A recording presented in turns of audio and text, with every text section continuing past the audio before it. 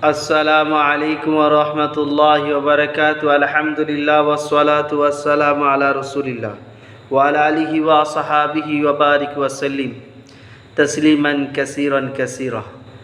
আম্মা বাদ, এখন যে বিষয়বস্তুর উপরে আলোচনা বা হাদিস পড়া হবে সেটা হচ্ছে ওযু সম্পর্কে ও পবিত্রতা সম্পর্কে।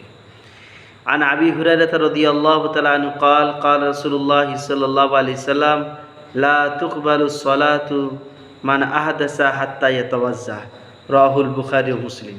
হযরতে আবু হুরায়রা রাদিয়াল্লাহু তাআলা আনহু বর্ণনা করছেন, রাসূল পাক সাল্লাল্লাহু আলাইহি ওয়াসাল্লাম বলেছেন, যে ব্যক্তির ওযু নাই তার নামাজও কবুল হবে না যতক্ষণ না পর্যন্ত সে ওযু না করে।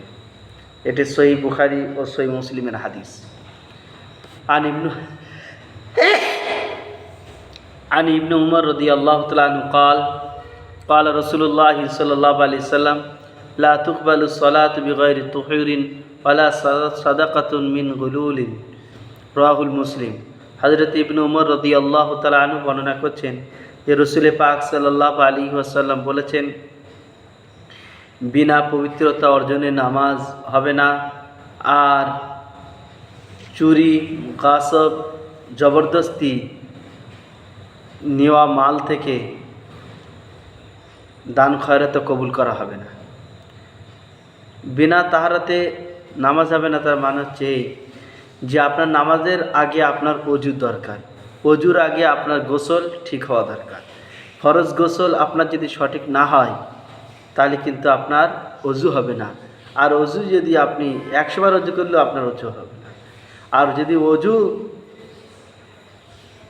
যদি না হয় আপনার নামাজ হবে না। ওই জন্য হাদিসের মধ্যে বলছেন লা তুকবালু সলাতু বিগাইরি তুহুরিন, নামাজ কবুল করা হবে না বিনা তাহারত অর্জনে, পবিত্রতা অর্জনে। ওয়ালা সাদাকাতু মিন গুলুলিন, আর ছিনতাই, চুরি, ডাকাতি এবং জবরদস্তি ও হারাম মাল থেকে দান খয়রাত কবুল করা হয় না। আন আলী বিন قال قال رسول الله صلى الله عليه وسلم مفتاح الصلاة الطهور والتحريم والتكبير والتهليل والتسليم। হযরত আলী রাদিয়াল্লাহু তাআলা আনহু বলছেন যে রাসূল পাক সাল্লাল্লাহু আলাইহি সাল্লাম বলেছেন, নামাজের চাবি হচ্ছে পবিত্রতা অর্জন করা, আর আল্লাহু আকবার বলে নিয়ত বাঁধা সমস্ত হালাল জিনিসকে হারাম করে দেয়। ও তাহলিল ওয়া তাসলিম, আর যখন সালাম ফিরবেন আবার সমস্ত জিনিসই আপনার জন্য হালাল হয়ে যাবে। আন জাবির রাদিয়াল্লাহু তাআলা আনহু قال قال رسول الله صلى الله عليه وسلم মিফতাহুল জান্নাতি আস-সালাহ ও মিফতাহুস সালাতি আত-তুহুর, রাহু আহমদ। হযরত জাবির রাদিয়াল্লাহু তাআলা আনহু বর্ণনা করছেন যে রাসূল পাক সাল্লাল্লাহু আলাইহি সাল্লাম বলেছেন, নামাজের চাবি হচ্ছে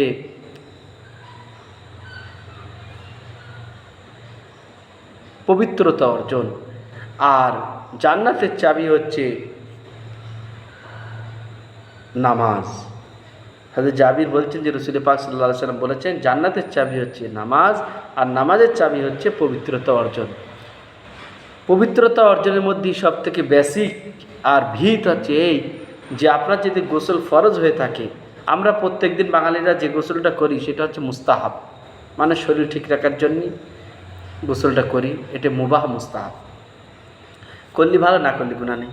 কিন্তু ফরজ গোসল হচ্ছে, আবার গোসল হচ্ছে সুন্নত, যেরকম জুম্মার দিন গোসল করা সুন্নত, ঈদের দিন গোসল করা সুন্নত, এরকম গোসল আচ্ছা গোসল করা মুস্তাহাব, যেরকম আপনি মাইয়াতের গোসল করিয়েছেন, আপনি নোংরা কাজ করেছেন, গোসল করা, এইসব গুণ হচ্ছে মুস্তাহাব। তাহলে বোঝা গেল ইসলামিক গোসল ফরজ, গোসল ওয়াজিব, গোসল ফরজ হচ্ছে যে আপনার স্ত্রীর মিলন বা আপনার শুয়ে আছেন ইহতিলাম হয়ে গেছে, এটা হচ্ছে গোসল ফরজ। এটার তরিকা হচ্ছে এই যে আপনাকে বাথরুমে গিয়ে যে সমস্ত জায়গায় নাপাক লেগে আছে সে সমস্ত নাপাকগুলো ধুয়ে নিতে হবে, আগে হাতে সাবান দিয়ে নিতে হবে, নিয়ে কাপড়টা আপনার আগে ছেড়ে দিতে হবে, তারপর যে সমস্ত জায়গায় নাপাক লেগে আছে সেগুলো পরিষ্কার করে নিতে হবে হাতে সাবান দিয়ে। এবার 3 বার গড়গড়া করা, 3 বার নাকে পানি টানা, আর পুরো সমস্ত শরীর 3 বার ধৌত করা। একবার সাদা পানিতে ধুলেন, একবার সাবান মাখলেন, আবার একবার সাদা পানিতে ধুয়ে নিলেন। এটা হচ্ছে গোসলে ফরজ, গোসল আদায় করে নিলেন। তো আপনার এই গোসল যদি এরম তরিকায় হয়ে থাকে তাহলে আপনি অজু করলে আপনার অজুটা থাকবে।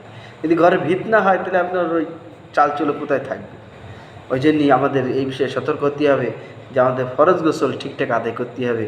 ফরজ গোসলের জন্য মুস্তাহাব হচ্ছে এই যে আপনি নিয়েছিলাম হয়ে গিয়েছে বা স্ত্রী মনে গেছে, আপনি টয়লেটে যান, গিয়ে ইস্তিনজা করে নেন, পেশাব করে নেন, পেশাব করে ধুয়ে দিয়ে অজু করেও শুতে পারেন, অপর গোসল করেও শুতে পারেন। আল্লাহ তাআলা আমাদের সকলকে এ বিষয়ে সচেতন হওয়ার তৌফিক দান করুন, বলুন আমিন।